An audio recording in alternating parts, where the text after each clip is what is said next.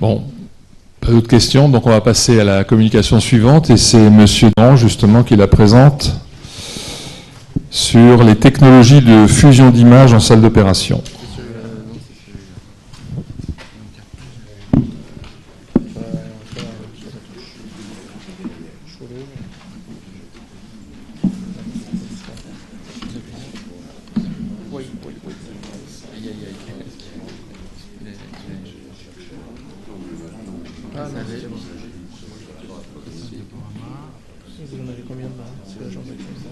Non, 33 c'est bon. 33 c'est bon. Ok. Donc je remercie à l'Académie de nous accueillir pour présenter en fait une collaboration qu'on a avec la radiologie. Je vais vous parler d'un tout petit segment de la chirurgie vasculaire. Puis à titre personnel, ça fait plaisir d'être en face de mes patrons, Didier Mélière et Daniel Loisance, mondorien. Donc, comme vous le savez, le traitement endovasculaire des anévrismes, sans empiéter sur le topo suivant, se complexifie. On s'attaque maintenant à des anévrismes qui sont juxtarénaux, voire même suprarénaux, thoraco-abdominaux, de la crosse. Et pour les traiter, je parle en endovasculaire, sans revenir sur les indications, on a besoin donc d'avoir recours à des endoprothèses qui ont des petites fenêtres ou des échancrures en regard des artères viscérales, donc des artères rénales,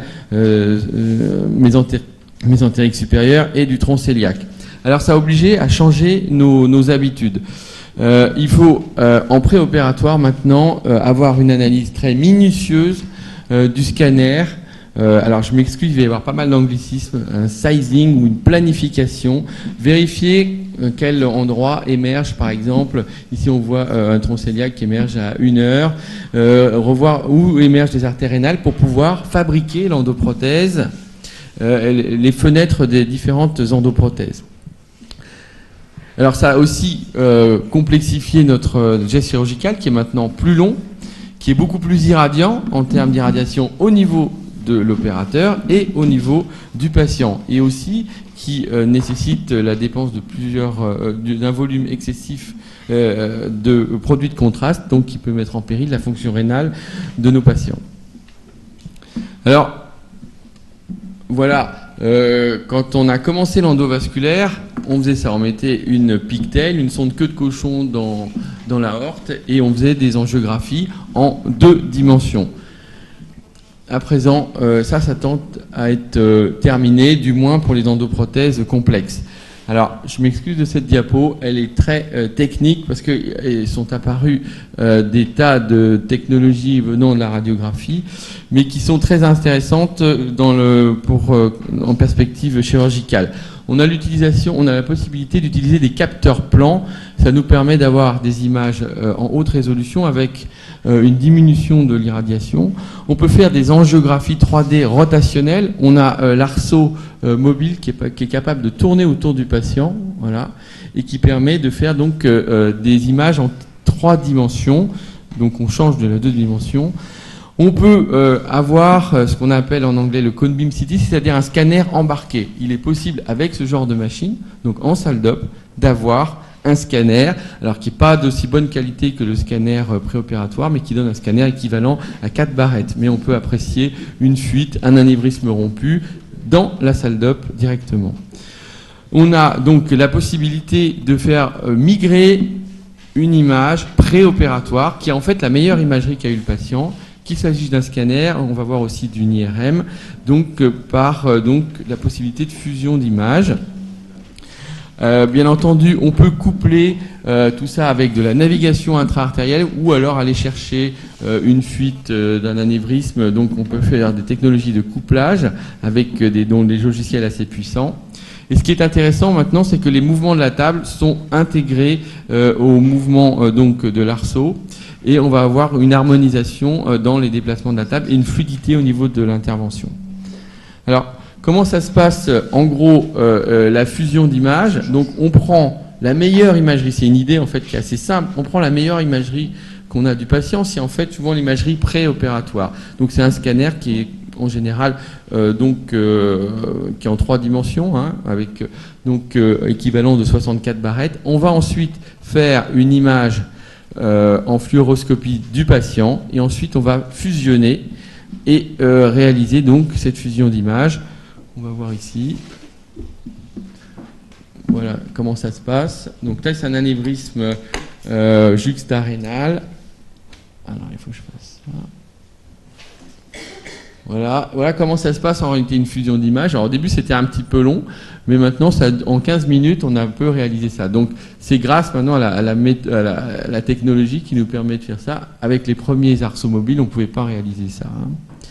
Donc ensuite, cette rotation va nous permettre d'acquérir une image volumique, hein, qu'on va pouvoir confronter donc au scanner préopératoire. Alors il va falloir caler l'image qui est obtenue avec le scanner préopératoire. Alors il y a plusieurs moyens. Soit on se cale sur l'os, sur les vertèbres, et c'est un petit peu grossier. Ce qui est judicieux, c'est d'utiliser les calcifications artérielles. On voit ici, ça c'est l'image préopératoire, ça c'est l'image qu'on a prise, et on voit qu'on a les calcifications. Et on peut accoupler ces calcifications. Alors voilà, pendant ce temps-là, pendant que on fait ça avec le radiologue fait la fusion d'images, les chirurgiens sont à l'œuvre. Donc maintenant, on est passé plutôt au percutané, mais on fait les abords et on va pouvoir monter les guides dans l'aorte. Alors voilà ce que ça donne. Donc là, la fusion d'images, elle a été acquise plutôt en sous-rénal. Je vais vous montrer un film qui passera peut-être. Voilà ce que ça donne ici. Donc, ça donne des images comme des images scanographiques. Voilà ce qu'on peut obtenir donc de la simple rotation autour du patient. Ça, c'est le principe. Donc, l'imagerie préopératoire, l'imagerie qui est prise en péropératoire, et on va donc accoupler les calcifications pour obtenir ces images. Voilà ce que ça donne en pratique. Voilà, c'est un patient chez qui on a fait donc, qui avait un scanner thoraco-abdominal. Si ça veut démarrer. Donc, on n'a pour l'instant pas mis du tout de produit de contraste, et on peut se balader dans la vascularisation du patient. Ici, on voit les guides qu'on a mis dedans qui vont nous permettre d'amener donc toutes les endoprothèses. Donc, et tout ça, ça marche avec la table qui va pouvoir être couplée à l'imagerie. Alors, on se passe complètement de produits de contraste. Hein. Mon patron a publié, actuel Jean-Pierre Beckman, a publié un cas où il a opéré un anévrisme de l'aorte thoracique qu'on voit ici, avec le scanner préopératoire, et il n'a pas mis du tout de produit de contraste. On a utilisé cette image de fusion, mise en place l'endoprothèse, sans utilisation du tout de produit de contraste. Hein. On a été publié dans une très bonne revue. Avec donc là le scanner post-opératoire qui montre que l'endoprothèse est bien en place. Il y a eu qu'un scanner post-opératoire. Alors, on l'utilise beaucoup au niveau des anévrismes juxtarénaux. Hein. Donc là, c'est l'endoprothèse, ça c'est les cathéters qui sont mis à l'intérieur. Voilà, donc on peut se balader dans la structure. Alors, la vidéo marche très lentement. On voit ici, si on monte un peu plus haut, voilà. Ça, c'est les fenêtres, les fameuses fenêtres, et on est en train de passer à l'intérieur d'une fenêtre. Donc, on n'a toujours pas utilisé de produit de contraste. Et là, on a l'artère rénale gauche. Donc, on a le cathéter qui est en train de gratter la fenêtre. Et voilà, vous venez de voir qu'on est entré dans la rénale gauche. Et on est assez, au départ, moi j'étais un peu dubitatif. Hein, on est assez, c'est assez fiable. Hein. Alors, comme vous pouvez le voir ici, il y a un problème de déformation. C'est-à-dire qu'on a les guides qui induisent des déformations, notamment au niveau de l'artère rénale qui bouge. Mais ce qui est intéressant, c'est que les ostias ne bougent pas. Et en matière de cathétérisme, qu'est-ce qui est le plus important? C'est d'entrer dans l'artère. C'est aussi important de savoir ce qui se passe après. Ça sera une amélioration. Mais en fait, le cathétérisme de l'artère, alors il ne faut pas croire, on ne travaille pas au millimètre. On travaille actuellement à 2, 3, 4 millimètres. Et ça nous suffit. Il faudrait bien sûr s'améliorer. Mais l'important, c'est d'avoir réussi à cathégériser l'artère sans pour autant faire de mise en place de produits de contraste. Donc ça, voilà, ça c'est une fois qu'on a cathétérisé. après, on peut faire une angiographie, mais en fait, en général, c'est une angiographie finale. On n'a pratiquement pas utilisé de produit de contraste. On peut bien sûr se balader en profil assez facilement autour du patient. Là, ici, on voit donc une endoprothèse un peu plus complexe. Il y a 4 fenêtres, là, tronc cœliaque, mésentérique supérieur, les 2 artères rénales. Alors, vous voyez, il y a une forêt de fenêtres. C'est pas toujours facile de s'y retrouver. Mais on s'aperçoit qu'on a, voilà, on a la possibilité à chaque fois d'accommoder la prothèse et en gros mettre les fenêtres en face des trous. Et on peut bien entendu, avec ces possibilités, enlever les images pour, là, de ce coup-ci, plutôt préciser la nature d'endoprothèse. Donc on voit ici les fenêtres qui ont été faites, on voit l'endoprothèse qu'on déploie. Donc on peut, à loisir, enlever l'image, garder ça ici, on a marqué les ostiums, uniquement garder les portes d'entrée et aller cathétériser les portes d'entrée. Donc il y a une multitude de possibilités et bien sûr on n'en est encore qu'au début. Alors, je vous ai parlé des déformations. Par exemple, ici, on voit ici l'artère rénale est carrément déformée, mais parfois on n'a pas de déformation. Voilà, par exemple, ça c'est une artère mésentérique supérieure qui n'est absolument pas déformée. Alors ça, c'est difficile de prévoir à l'avance quelles seront les déformations. Alors ça sera des avancées plus tard à comprendre, essayer d'anticiper les déformations d'artères. Mais toujours est-il qu'au niveau des portes d'entrée des ostiums, on a peu de différence. Alors ça, c'est des endoprothèses un peu plus complexes. Quand on n'a pas la possibilité de fabriquer l'endoprothèse avec les fenêtres, on fait ce qu'on appelle des cheminées. C'est en gros l'endoprothèse du pauvre. On met une endoprothèse standard et par le haut, on fait descendre des stents qui vont donc accoler tels les tuyaux d'une cheminée, mais ça marche assez bien en urgence et on peut utiliser ces techniques de fusion aussi pour réaliser des cheminées. Ça nécessite 2 abords, un abord du bas et un abord du haut. Alors, vous allez me dire, la fusion, il nous parle de fusion, ce gargarise d'image, c'est vrai, moi, on a un peu peut-être influencé par les radiologues, et en fait, on a essayé de savoir si en pratique, ça nous servait à quelque chose. Donc, on a essayé de comparer ce qu'on faisait avant et des techniques de fusion. Est-ce que ça avait un impact positif sur le patient ? Donc, on a en fait réalisé 3 groupes. Un groupe où on faisait une angiographie traditionnelle en 2 dimensions, donc avec la queue de cochon, tout ça. Un groupe où on faisait seulement l'angiographie, on faisait uniquement la rotation, pas de fusion d'image, donc en 3 dimensions, puis un groupe fusion d'image. Donc avec en gros à peu près entre 20 et 30 vaisseaux cibles cathétérisés à chaque fois. Alors ce qui est sorti énormément, c'est le taux de produit de contraste.